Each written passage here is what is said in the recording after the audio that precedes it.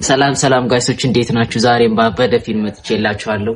የዛሬው ሙቪያችን የሚሆነው ድራገን የሚለው ነው። 4 ደቂቃ ከ30 ሰከንድ ክሊፕሱን አብረን የምናየው ይሆናል። ፈታ ዘና እንደምትሉ አልጠራጠርም። ላይክ፣ ሼር፣ ሰብስክራይብ ማድረጋችሁ እንዳትረሱ። ወደ ቪዲዮ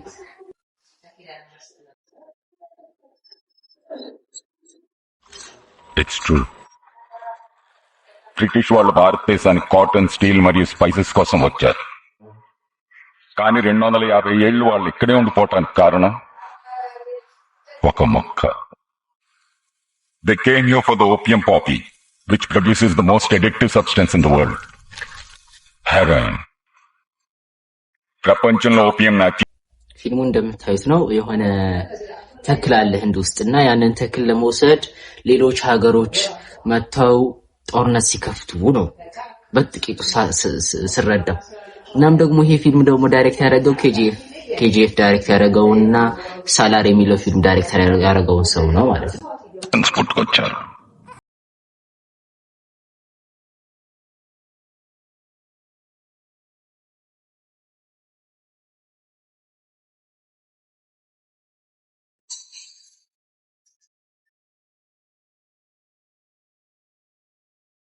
On the second day, he created the sky and the water.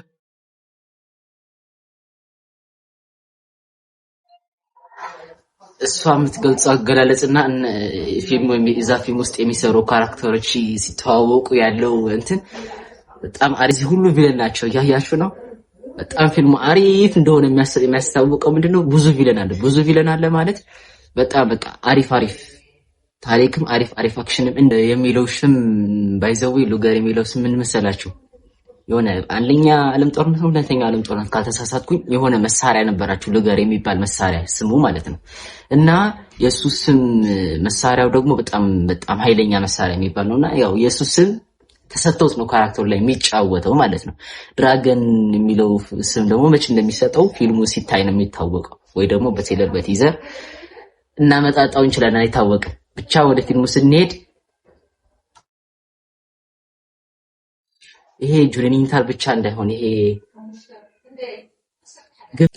ጁን 11 2027 ይለቀቃል። ፊልሙ ግን በቃ መወራት አያስፈልገውም። በጣም አሪፍ ነው። ግሊፕሱ ላይ እንዳየነው ሙሉ ደግሞ ስናየው የሚሰማን ስሜት ደግሞ እኛ እናውቀዋለን። ስለዚህ ላይክ፣ ሼር፣ ሰብስክራይብ፣ ኮሜንት ማድረግ እንዳይረሳ። በቀጣይ ሙቪስ ከምንገናኝ ድረስ ደህና ሁኑ። ባይ